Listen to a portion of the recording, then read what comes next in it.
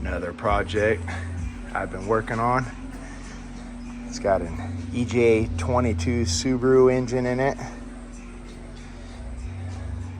We just rattle canned it with some Rust-Oleum Lagoon.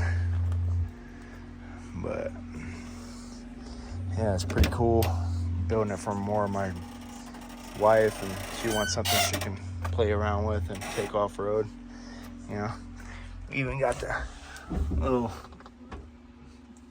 I don't know what type of stereo system that is, but you know, it works. And yeah, runs good though. We took it off road on some fire roads, fire trails and stuff, and it did really well. It's got a little light bar on it, got a little winch. It's pretty cool. We'll have to get some videos of taking it off road and putting them up there for you guys. And I just want to thank all of you that have subscribed to my channel and showing the support for that. I really do appreciate it a lot. Helps motivate me to keep making videos, you know. Not really in it for the money or anything, but it's nice just to see that the car community hasn't completely died off, you know, with all this electric car crap and everything else. So we are getting potentially ready to try to move to Florida. So we'll see how that goes, but got quite a bit of work to do on this thing. So I got it. It was primered. I'll throw a couple pictures in there with the video so you guys can see it. I think a young kid did the swap, but he didn't do everything right as he should. The electrical was messed up, so most of the sensors weren't working. I don't even know how it ran, but it didn't run good. Fuel system was bad. The tank, so he did an inline fuel pump, but he kept the original little, I mean, they're like dirt bike size feed lines and return lines for the tank for the original pipe VW engine that was in here. And it was starving the pumps, and we took it out on some fire roads, and it would like cut out, vapor lock or whatever, and the pump was just starving for stuff. He had no filter between the tank and the pump, so the pump sucked everything into itself. So it was just a bad setup. So then I end up welding and putting a new 3/8 size feed outlet on the bottom because it's gravity fed on those tanks, and then moved the pump from way back there to actually underneath the car. I don't know if you guys can see it. So now it's gravity fed and a little bit more easier to access.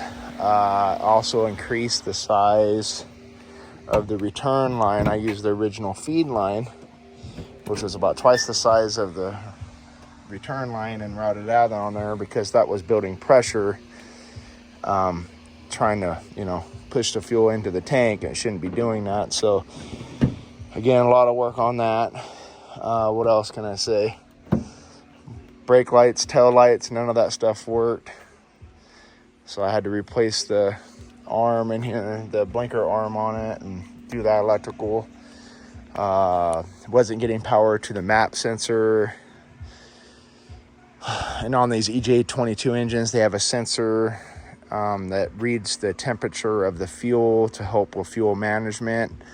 So I tricked the system with a 1/2 watt resistor between the sensor ground and the sensor wire, and soldered that ohm in there, that 1/2 watt ohm resistor, which tricks the computer into thinking it's got 70-degree fuel all the time. So it doesn't cut or take away power.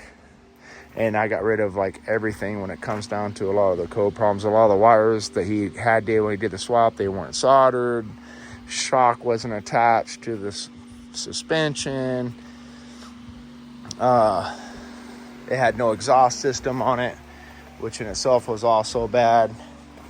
So I had to make my own system, which, you know, I ended up routing.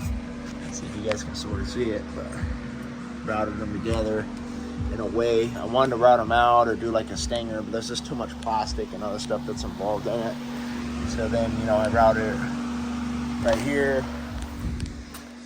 Did an intake system on it that was different, because he had like the original one was like just hanging out and flopping around. Over here it was just too long, and I want it sort of tucked up under so it's protected from some of the elements. This rear support cage had nothing up here to support it, so I did that, and then bolted it through the firewall with the angle iron reinforcements. I mean, the amount of work I did on this thing is actually, quite frankly, has been a lot. So let's see if I can get it fired up for you guys. Ugh.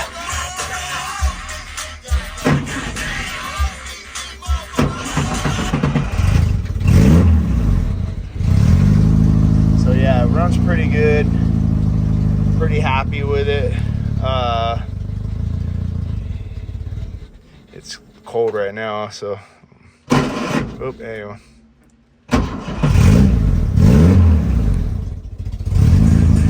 Once it gets running pretty good, it'll do pretty good. Just gotta give it a second, so like straightens out and it runs better, but it doesn't throw a bunch of codes like it did before. So, and I think I need to turn the idle up on this thing too, but we'll see. So as you guys can hear, it's running pretty good. And that's a cold start. I haven't started in a while. So you got the filter before the fuel injection, and lines and all the electrical ran down for everything right down there on the floorboard, if you guys can see it. So, but yeah, fuel system and all that stuff's going. But yeah, we took it out, and outside of the fuel problems it was having, you know, it's doing pretty good now. So you can probably see where I did the,